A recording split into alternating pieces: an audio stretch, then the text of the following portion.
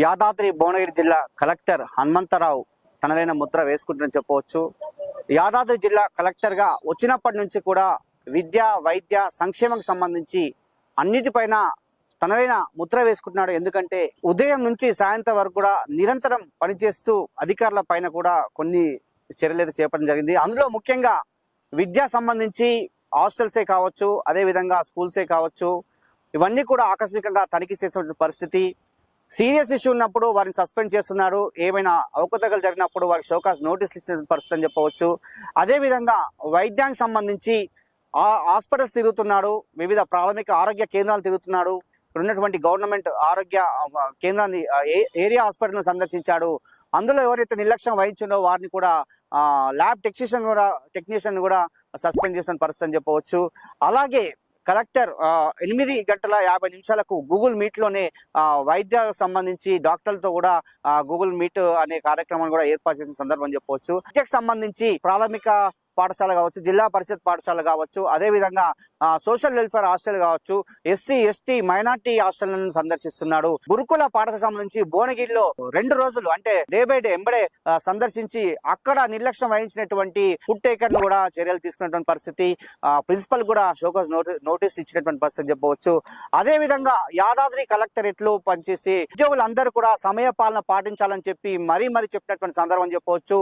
ఉదయం 9 గంటల నుంచి ఖచ్చితంగా సాయంత్రం వరకు విధులు నిర్వర్తించాలి. ఎట్టి పరిస్థితుల్లో విధుల్లో నిర్లక్ష్యం వహిస్తే కఠిన చర్యలు తప్పవని చెప్పి హెచ్చరికలు ఇస్తున్న సందర్భం చెప్పవచ్చు. అదే విధంగా సోమవారం జరిగే గ్రీవెన్స్ డేలో ఖచ్చితంగా ప్రతి అధికారి పాల్గొనాలని చెప్పి వారికి కూడా జీవో ఇష్యూ చేసిన పరిస్థితి అని చెప్పవచ్చు.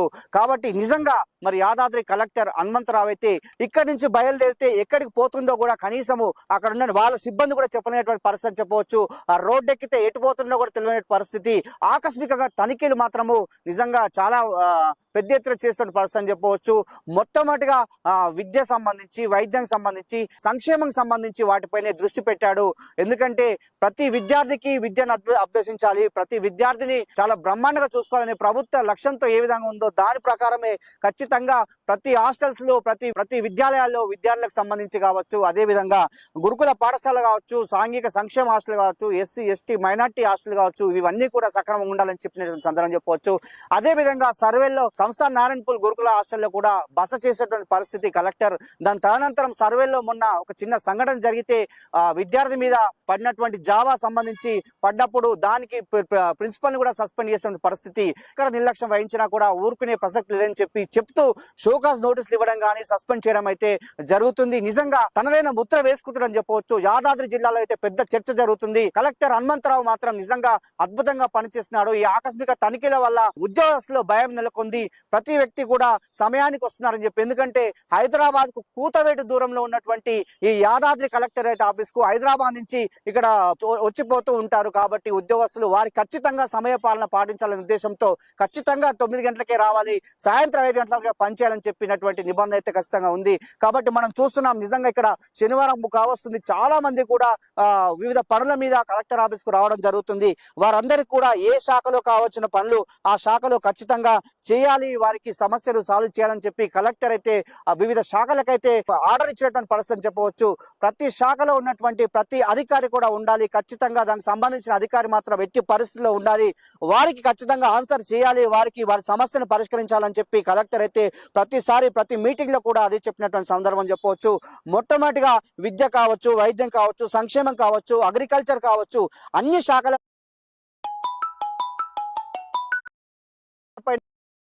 అతను సమీక్షలు నిర్వహిస్తున్నాడు.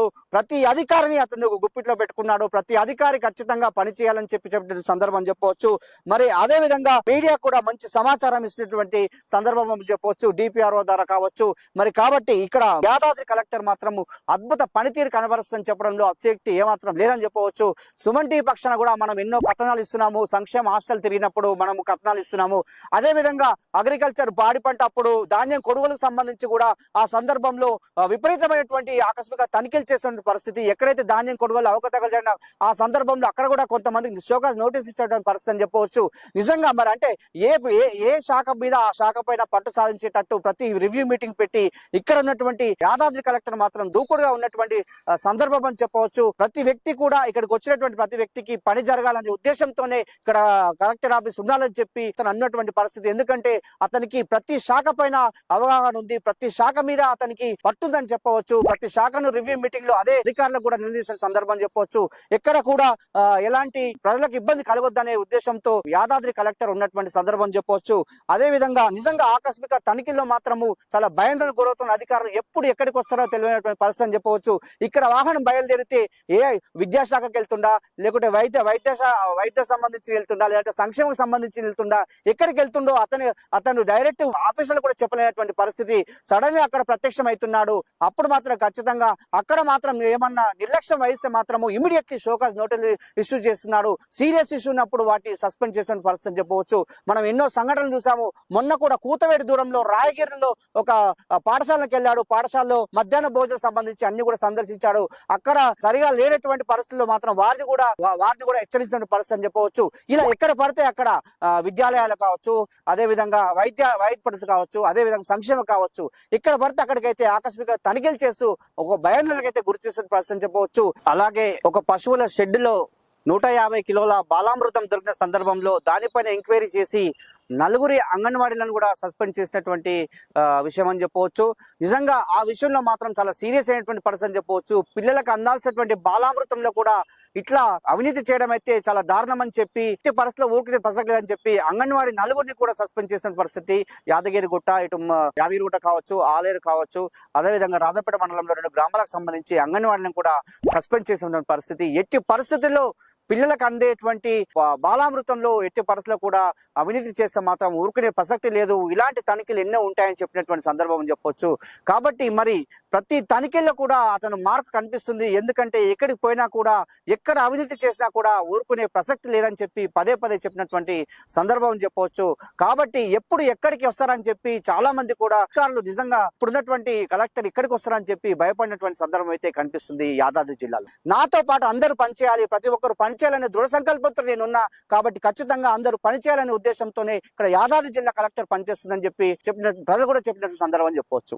ఇది యాదాద్రి జిల్లా కలెక్టరేట్ లో జరుగుతున్నటువంటి పరిస్థితి.